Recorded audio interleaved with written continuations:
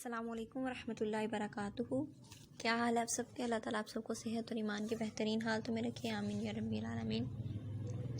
رب اشرح لی صدری ویسر لی امری واحلل عقدۃ من لسانی یفقہوا قولی، رب یسر ولا تعسر وتمم بالخیر وبک نستعین، اعوذ باللہ من الشیطان الرجیم، بسم اللہ الرحمن الرحیم۔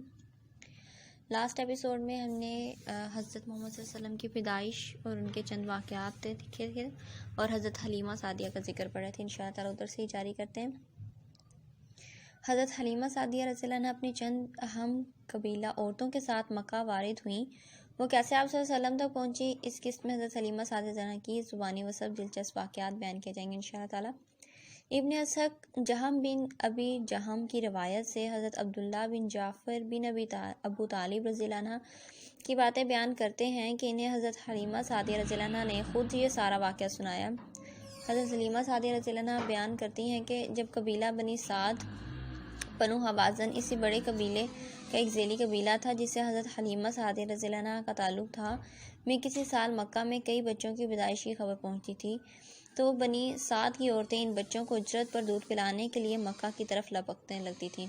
پھر ایک سال ایسا ہی ہوا کہ مکہ کے معزز اور شریف خاندانوں میں کئی بچوں کی پیدائش کی خبر ملی، تو بنی سعد کی 10 عورتیں جن میں بھی شامل تھی اپنے شوہر حارث بن عبدالعزیٰ اور اپنے ایک شیخوار بچے کے ساتھ مکہ کی طرف چلیں۔ یہ قحط سالی کے دن تھے اور قحط نے کچھ باقی نہ چھوڑا تھا۔ میں اپنی ایک سفید گدھی پر سوار تھی اور ہمارے پاس ایک اونٹنی بھی تھی، لیکن واللہ اس سے ایک قطرہ دودھ نہ نکلتا تھا۔ ادھر بھوک سے بچہ اس قدر بلکتا تھا کہ ہم رات بھر سو نہیں سکتے تھے۔ نہ میرے سینے میں بچے کے لیے کچھ تھا اور نہ اونٹنی اس کی خوراک دے سکتی تھی۔ بس ہم بارش اور خوشحالی کی آس لگائے بیٹھے تھے۔ میں اپنی گدھی پر سوار ہو کر چلی تو وہ کمزوری اور دبلے پن کے سبب اتنی سست رفتار نکلی کہ پورا قافلہ تنگ آ گیا۔ خیر ہم کسی نہ کسی طرح دودھ پینے والے بچوں کی تلاش میں مکہ پہنچ گئے۔ پھر ہم میں سے کوئی عورت ایسی نہیں تھی جس پر رسول اللہ صلی اللہ علیہ وسلم کو پیش نہ کیا گیا۔ مگر جب اسے بتایا جاتا کہ آپ صلی اللہ علیہ وسلم یتیم ہیں تو آپ صلی اللہ علیہ وسلم کو لینے سے انکار کر دیتی، کیونکہ ہم بچے کے والد سے داد و ہوش کی امید رکھتے ہیں۔ ہم کہتے ہیں کہ یہ تو یتیم ہے، بھلا اس کی بیوہ ماں اور اس کی دادا کیا دے سکتے ہیں۔ بس یہی وجہ تھی کہ ہم آپ صلی اللہ علیہ وسلم کو لینا نہیں چاہتے تھے۔ ادھر جتنی عورتیں میرے ہمراہ آئی تھیں سب کو کوئی نہ کوئی بچہ مل گیا، صرف مجھ ہی کو نہ مل سکا۔ جب واپس جانے کی باری آئی تو مجھے خالی ہاتھ جانا اچھا نہ لگا۔ میں نے اپنے شوہر سے کہا، اللہ کی قسم مجھے اچھا نہیں لگتا کہ میری ساری سہیلیاں تو بچے لے کر جائیں اور تنہا میں کوئی بچہ لیے بغیر واپس جاؤں۔ میں جا کر اسی یتیم بچے کو لے لیتی ہوں۔ شوہر نے کہا، کوئی حرج نہیں، ممکن ہے اللہ اسی میں ہمارے لیے برکت دے۔ یہ فیصلہ کر کے جہاں میری ساتھی عورتوں نے رات بھر کے لیے پڑاؤ ڈالا تھا، میں بھی رات گزارنے کے لیے وہیں ان کے ساتھ پڑ گئی۔ وہ ساری رات میری آنکھوں میں کٹ گئی، کیونکہ نہ تو میرے یا میرے شوہر کے کھانے کے لیے کچھ تھا، نہ ہی میری گدھی اور اونٹنی کے لیے چارہ تھا۔ میرا شیرخوار بچہ عبداللہ ساری رات میرے پستان چوستا رہتا، لیکن چونکہ میں خود اس رات فاقے سے تھی تو میری چھاتیوں سے دودھ کہاں سے اترتا۔ خیر وہ رات تو میں نے جیسے تیسے جاگ کاٹ لی اور صبح ہوتے ہی وہی یتیم بچہ لینے چل دی۔ یہ بھی خیال تھا کہ اس بچے کی ماں سے اتنی تو پیشگی مل ہی جائے گی کہ جس میں سے میں اپنے اور اپنے شوہر کے لیے کھانے پینے کی کوئی چیز اور اپنی گدھی اور اونٹنی کے لیے چارہ لے سکوں گی۔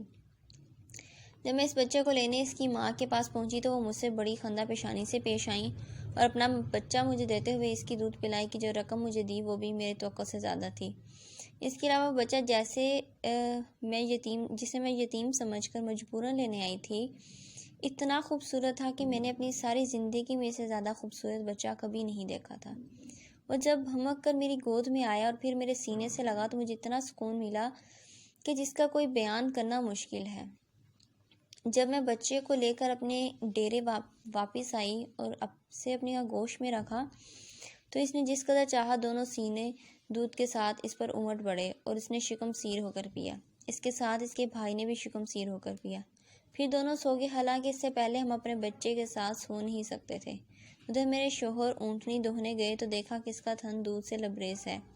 انہوں نے اتنا دودھ دوہا کہ ہم دونوں نے نہایت آسودہ ہو کر پیا اور بڑے آرام سے رات گزر گئی۔ صبح ہوئی تو میرے شوہر نے کہا، حلیمہ اللہ کی قسم تم نے ایک بابرکت روح حاصل کی ہے۔ میں نے کہا، مجھے بھی یہی توقع ہے۔ اس کے بعد ہمارا قافلہ روانہ ہوا۔ میں اپنی اس خستہ حال گدھی پر سوار ہوئی اور اس بچے کو بھی اپنے ساتھ لیا۔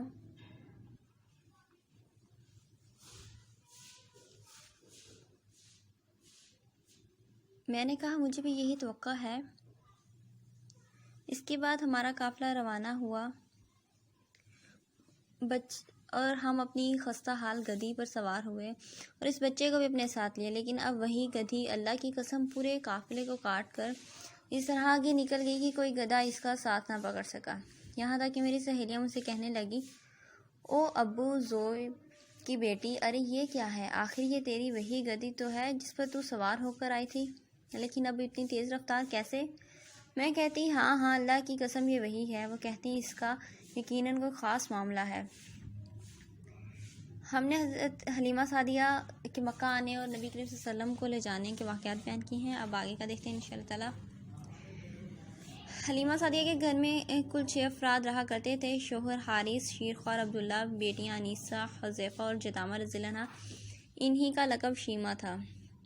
عبداللہ رضی اللہ عنہ کی قسمت کہ انہیں آپ صلی اللہ علیہ وسلم کے دودھ شریک بھائی کا شرف حاصل ہوا۔ جب آپ صلی اللہ علیہ وسلم ذرا بڑے ہوئے اور پاؤں چلنے لگے تو شیمہ رضی اللہ عنہ زیادہ تر آپ صلی اللہ علیہ وسلم کے ساتھ کھیلا کرتی تھی۔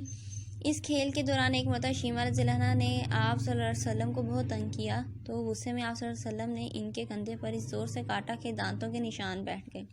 یہ نشان ان کے لیے اس وقت باعث رحمت بن گئے۔ جبکہ غزوہ حنین کے بعد شیمہ مسلمانوں کے ہاتھ گرفتار ہوئیں تو انہوں نے کہا کہ میں تمہارے رسول صلی اللہ علیہ وسلم کی رضائی بہن ہوں۔ جب مسلمانوں نے انہیں حضور اکرم صلی اللہ علیہ وسلم کے سامنے پیش کیا تو انہوں نے بچپن کا واقعہ یاد دلاتے ہوئے اپنے کندھے پر دانتوں کے نشان دکھائے، جس پر حضور اکرم صلی اللہ علیہ وسلم کو سارا واقعہ یاد آ گیا، اور آپ صلی اللہ علیہ وسلم نے انہیں بڑے احترام سے اپنی چادر بچھا کر بٹھایا اور فرمایا کہ اگر میرے پاس رہنا چاہو تو بہن کی طرح رہ سکتی ہو۔ لیکن انہوں نے عرض کیا کہ وہ اپنے وطن لوٹ جانا چاہتی ہیں۔ انہوں نے اسلام قبول کر لیا۔ حضور اکرم صلی اللہ علیہ وسلم نے انہیں جو عطایا دیا، ان میں سے 3 غلام، باندیاں، کچھ اونٹ اور بکریاں شامل تھیں۔ ان چاروں میں سے جناب عبداللہ رضی اللہ عنہ اور شیمہ رضی اللہ عنہ کا اسلام لانا تو ثابت ہے، لیکن باقی 2 کا حال معلوم نہیں۔ جبکہ جناب حارث رضی اللہ عنہ آپ صلی اللہ علیہ وسلم کی بعثت کے بعد مکہ آئے تو تب اسلام قبول کر لیا تھا۔ حضرت حلیمہ سعدیہ رضی اللہ عنہ کے ساتھ جو غیر معمولی واقعات مکہ سے واپسی پر شروع ہوئے وہ ان کے گھر پہنچنے پر بھی جاری رہے۔ مریل اور بوڑھی اونٹنی کے تھنوں میں دودھ بھر آیا، حالانکہ اس سے قبل بڑی مشکل سے گزارے کے لیے دودھ آتا تھا۔ حضرت حلیمہ رضی اللہ عنہ کہا کرتی تھیں کہ اللہ تعالیٰ آپ کے سبب خیر و برکت سے ہمارے گھرانے کو نوازتا رہا۔ خود حضرت حلیمہ رضی اللہ عنہ کے دودھ کم اترتا تھا اور خود عبداللہ کے لیے بھی مشکل سے پورا پڑتا تھا، لیکن یہ حضور اکرم صلی اللہ علیہ وسلم کے وجود مبارکہ کی برکتیں ہی تھیں کہ آپ کے آتے ہی حضرت حلیمہ سعدیہ رضی اللہ عنہ کی چھاتیوں میں اتنا دودھ اتر آیا کہ جس کا انہوں نے اس سے پہلے سوچا بھی نہ تھا۔ لیکن اس زمانے میں بھی حضور اکرم صلی اللہ علیہ وسلم کی منصف مزاجی اور عدل پسندی کا یہ عالم تھا کہ آپ نے کبھی ایسا نہ کیا کہ ایک پستان کا دودھ پی کر دوسرے سے بھی پی لیں، بلکہ دوسرے کا دودھ اپنے بھائی کے لیے، عبداللہ کے لیے چھوڑ دیتے۔ اس کے علاوہ حضرت حلیمہ سعدیہ رضی اللہ عنہ جب تک آپ کو دودھ پلاتی رہیں ایسا کبھی نہ ہوا کہ ان کا کوئی بستر یا کوئی دوسرا کپڑا آپ کے بول و برا سے خراب ہوا ہو۔ آپ کے دم سے ظہور پذیر برکتیں صرف حضرت حلیمہ تک محدود نہ نہیں بلکہ اس کا دائرہ ان کے گھر سے وسیع ہو کر اڑوس پڑوس کے گھروں تک بھی پہنچنے لگا۔ قحط اور خشک سالی کے بدولت بنو سعد کی گھرانے کی تمام زمینیں بنجر ہو گئی تھیں اور جانوروں کے تن دودھ سے محروم ہو گئے تھے، لیکن اللہ کے ہونے والے نبی کے قدم کی برکت سے تمام زمینیں شاداب ہو گئیں اور بکریوں کے تھنوں میں دودھ بھر آیا۔ بستی والے چرواہوں سے کہا کرتے کہ تم بھی اپنی بکریاں وہاں لے جاؤ جہاں حلیمہ سعدیہ رضی اللہ عنہ کے جانور چرتے ہیں۔ ایک مرتبہ حضرت حلیمہ رضی اللہ عنہ آپ صلی اللہ علیہ وسلم کو عکاظہ کے میلے میں لے گئیں۔ وہاں ایک کاہن کی نظر آپ پر پڑی تو پکار کر کہنے ایک کاہن کی نظر آپ صلی اللہ علیہ وسلم پہ پڑی تو وہ دیکھ کے چلانے لگا کہ اس کو مار ڈالو ورنہ یہ بڑا ہو کے تم لوگوں کا نام و نشان مٹا دے گا۔ یہ دیکھ کر حضرت حلیمہ سعدیہ آپ صلی اللہ علیہ وسلم کو لے کر وہاں سے روانہ ہوگی۔ آگے کے حالات و واقعات انشاءاللہ تعالیٰ آگے کل کی قسط میں بیان کیے جائیں گے۔ اللہم انی اسألک علما نافعا ورزقا طیبا وعملا متقبلا۔ سبحانک اللہم وبحمدک نشہد ان لا الہ الا انت استغفرک ونتوب الیک۔ السلام علیکم ورحمۃ اللہ وبرکاتہ۔